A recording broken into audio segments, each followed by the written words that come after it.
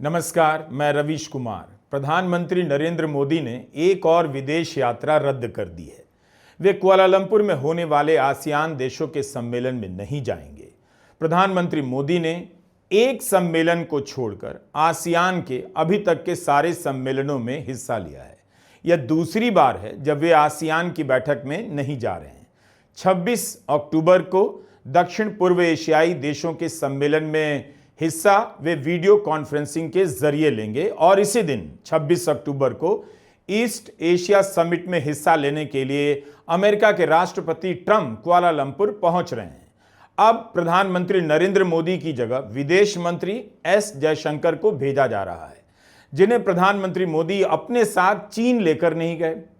तब सूत्रों के हवाले से खबर आई कि जयशंकर बीमार है, लेकिन उसी दिन जब चीन में बैठक चल रही थी तब जयशंकर ने भारत के नौसेना प्रमुख से मुलाकात की तस्वीर पोस्ट कर दी। इसका जिक्र आपसे क्यों किया? क्योंकि मलेशिया के प्रधानमंत्री अनवर इब्राहिम ने ट्वीट किया है कि प्रधानमंत्री मोदी ने मुझे यह कहा है कि उस समय भारत में दीपावली के उत्सव के कारण वे वर्चुअली इस सम्मेलन में हिस्सा लेंगे। क्या दिवाली के जश्न के कारण प्रधानमंत्री मोदी आसियान नहीं गए? क्या अनवर इब्राहिम को सही बात बताई गई? गुजरात में इस बार 9 दिन दिवाली का त्योहार है और 26 अक्टूबर को लाभ पांचम के साथ दीपावली का समापन होगा। लेकिन 24 अक्टूबर को प्रधानमंत्री नरेंद्र मोदी बिहार जा रहे हैं चुनाव प्रचार के लिए, 2 सभाएं करेंगे। तो इस हिसाब से 26 अक्टूबर को आसियान के सम्मेलन में नहीं जाने की बात थोड़ी जमती नहीं है। दीपावली वजह नहीं लगती।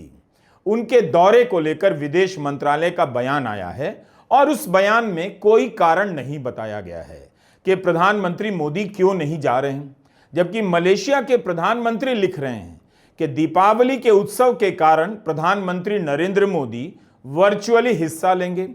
कांग्रेस महासचिव जयराम रमेश ने लिखा है कि प्रधानमंत्री कुआलालंपुर नहीं जाएंगे।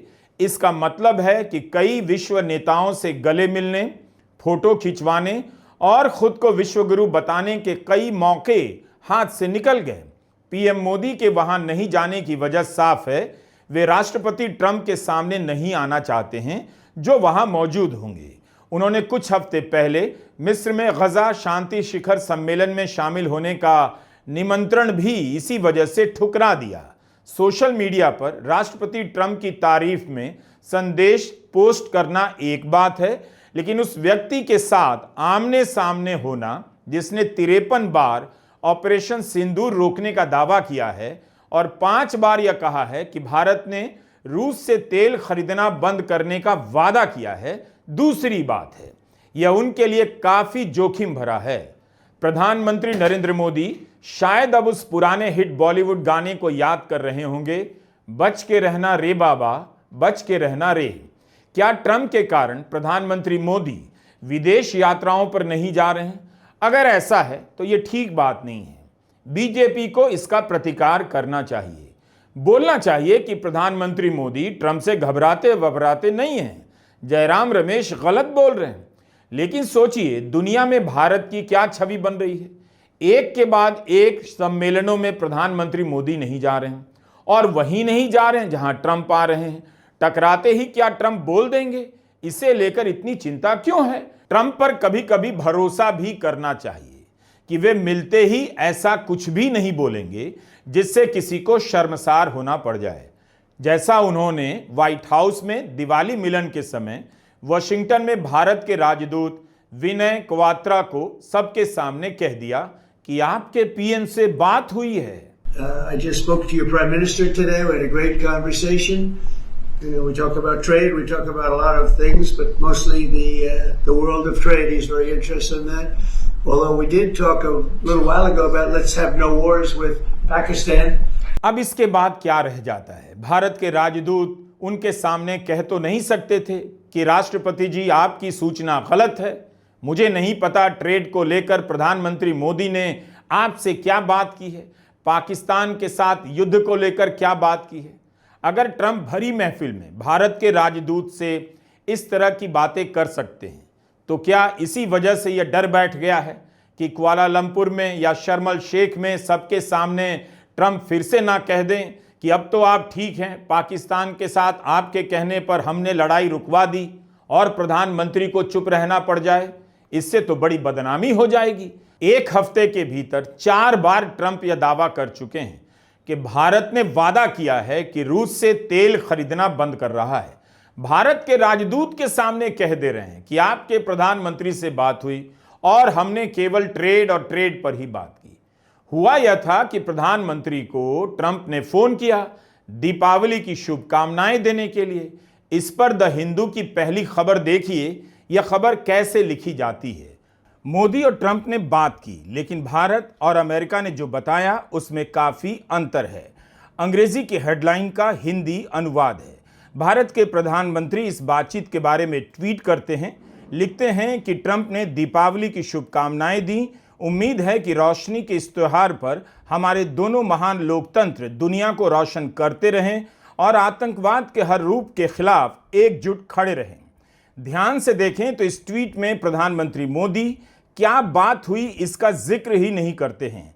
आतंकवाद का जिक्र प्रार्थना के संदर्भ में करते हैं, जबकि ट्रंप ने कहा कि ट्रेड डील, रूस से तेल खरीदने और पाकिस्तान के साथ युद्ध नहीं होने को लेकर बात हुई। इतना अंतर क्यों है?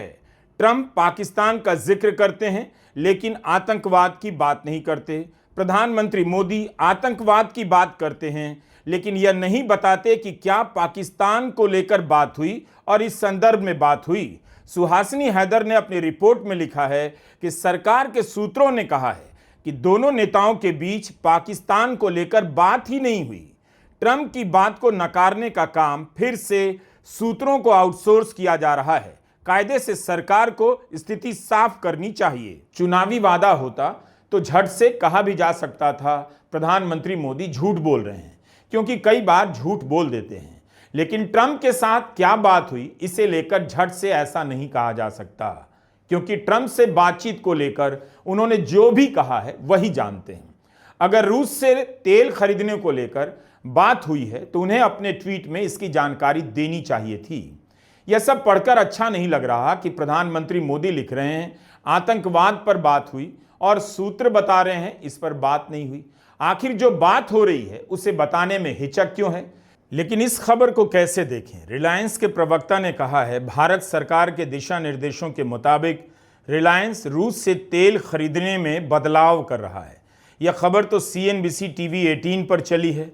मूल रूप से यह खबर रॉयटर्स की है। रॉयटर्स ने अपनी रिपोर्ट के लिए रिलायंस के प्रवक्ता का बयान लिया है और इन मामलों के जानकार सूत्रों का भी हवाला दिया है।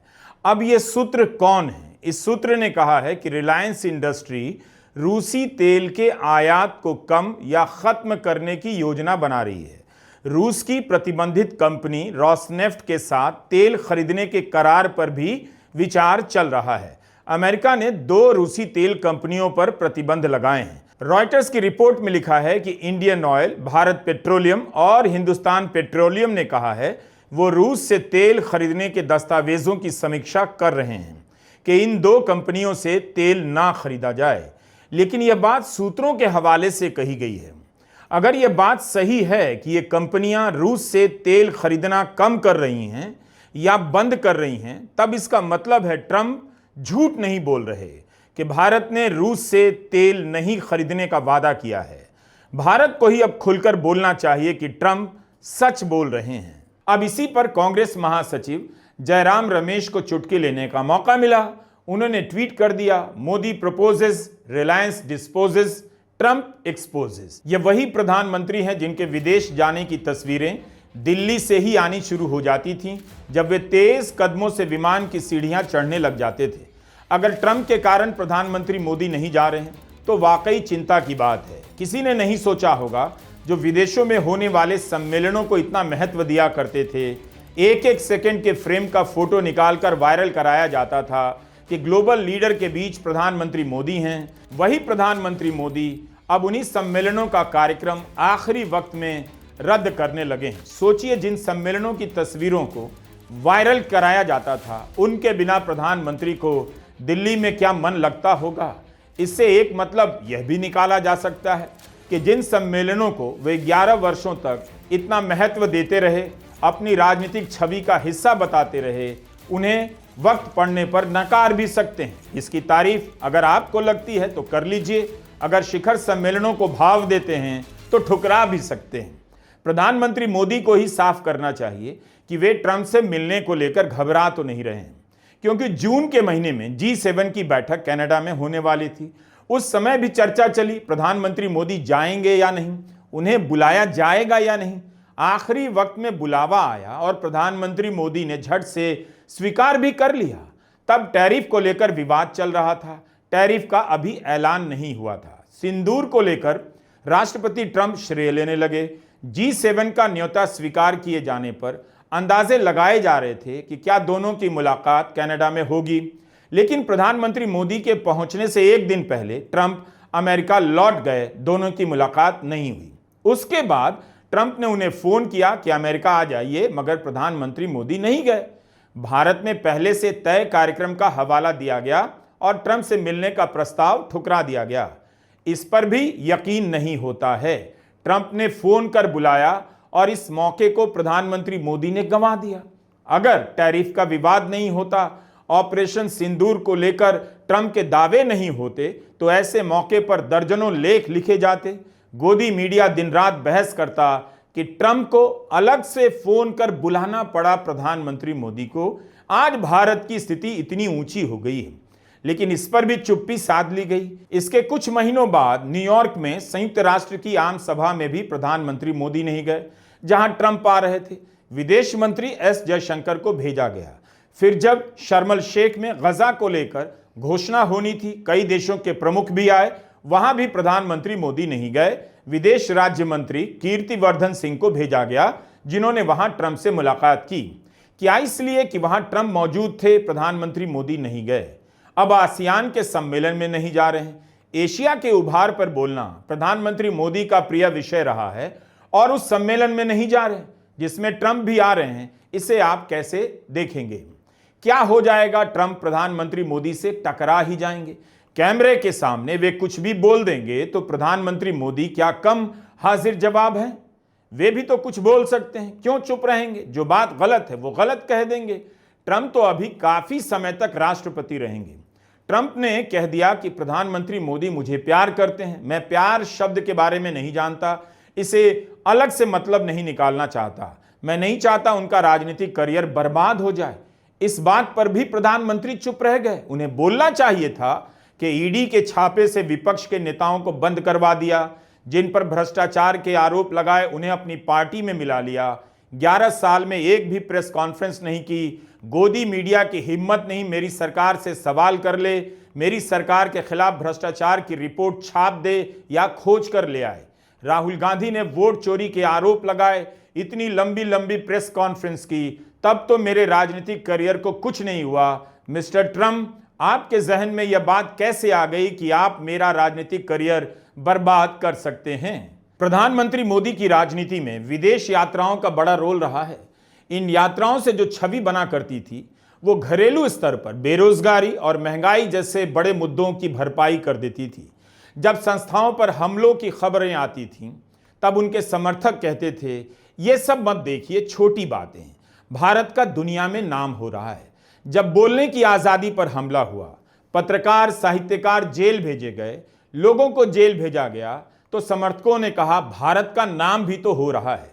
लेकिन अब उसी भारत के प्रधानमंत्री उन सम्मेलनों में नहीं जा रहे जहां ट्रंप आ रहे हैं, तो इससे अच्छा संदेश नहीं जा रहा है।